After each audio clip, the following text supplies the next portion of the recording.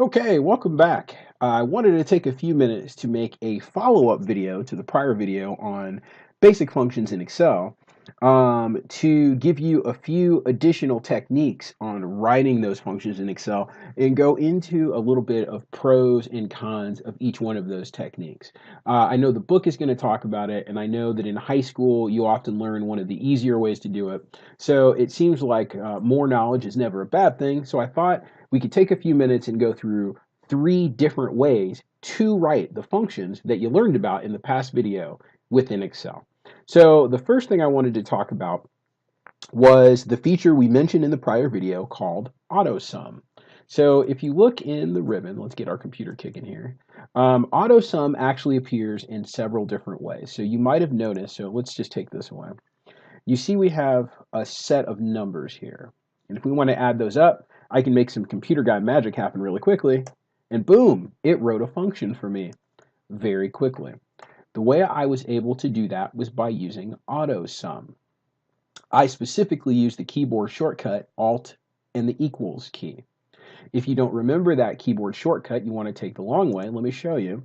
If you drop your selector cell, for you guys it'd be in cell E20, where you'd like this to appear, you go to the ribbon, click the Home tab, go over to Editing, and select Autosum. And there you have it. Now, a little bit of history about Autosum. Autosum originally is one of the earlier features in Excel. It's been around for quite some time. And the reason it's called Autosum is for that reason. It used to just be Autosum.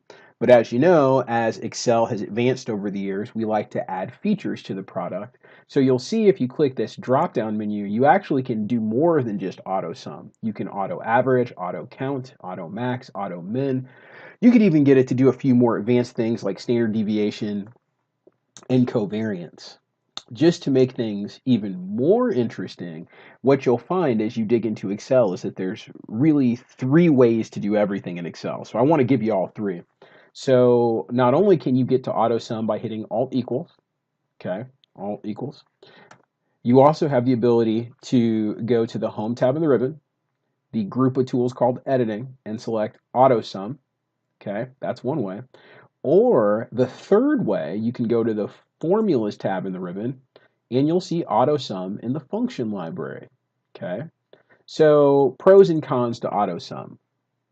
Pros, it's fast, and we want to do everything fast.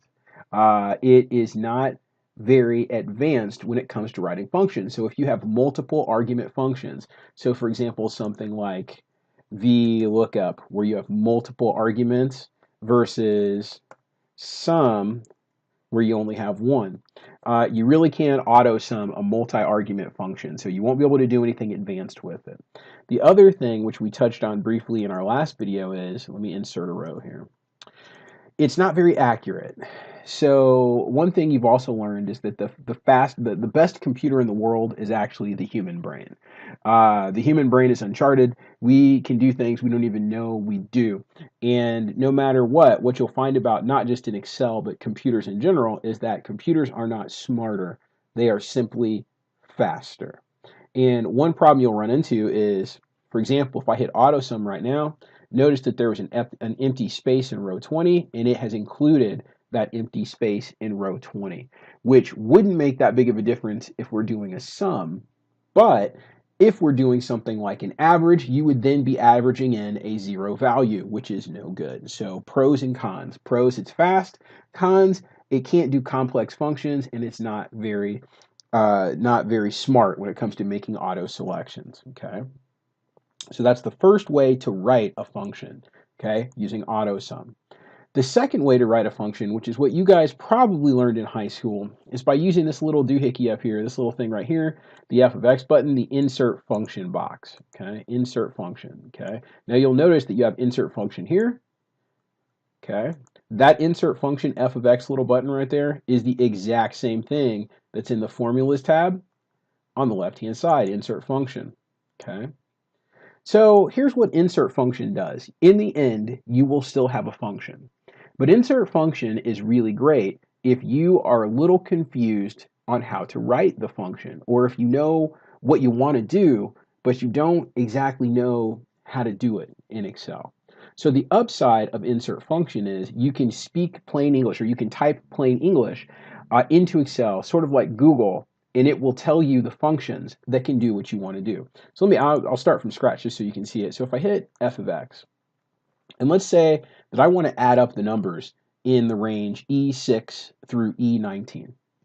Well, if I want to add those numbers up, you know that it's sum. Okay, and notice that down here, sum just happens to be there, but that's because that's one of the more commonly used functions. But let's say that it wasn't there because it wasn't one of the more commonly used. So we type in add. Now I can tell you that there is no function named add.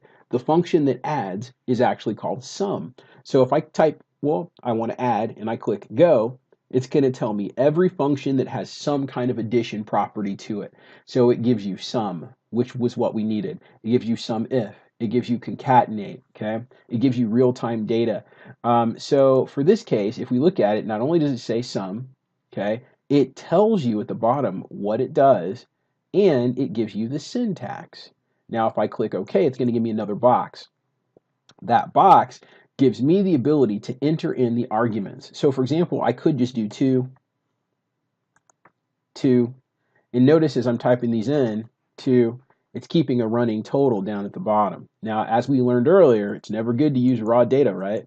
So we don't want to type the number 2. We want to click here, and we want to reference these, okay?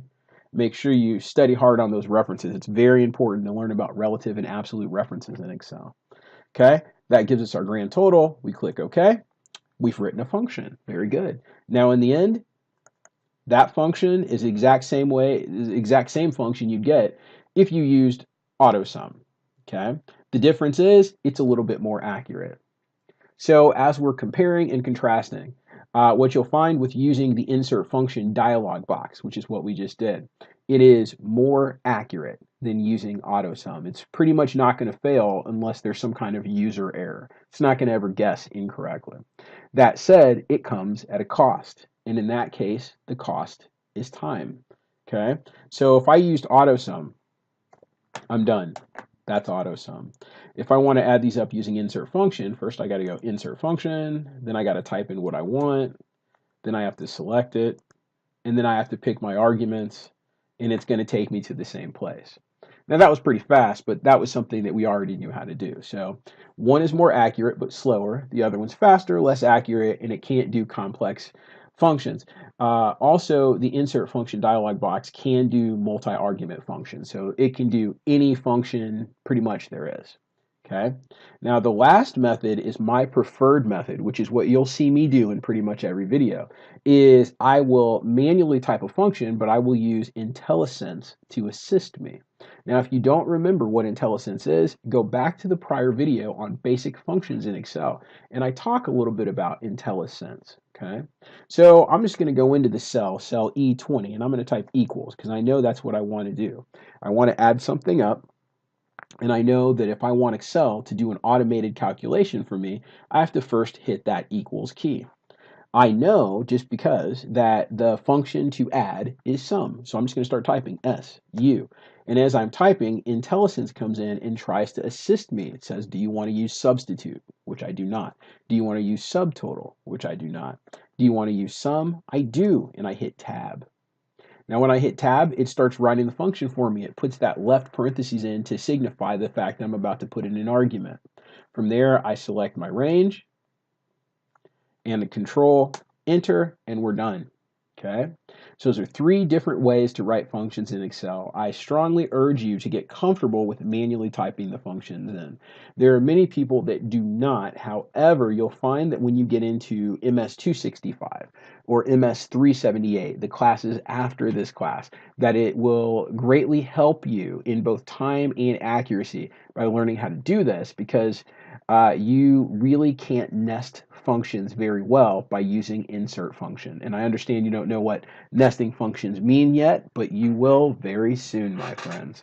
So as always, if you have any other questions, any concerns, have any problems viewing this video, or you just want to chat, please call me, email me, stop by my office. I love to talk to you guys, and I really don't like being in my office by myself. The building's old and kind of scary, right? So that said, have a good day. I look forward to hearing from you. See you soon.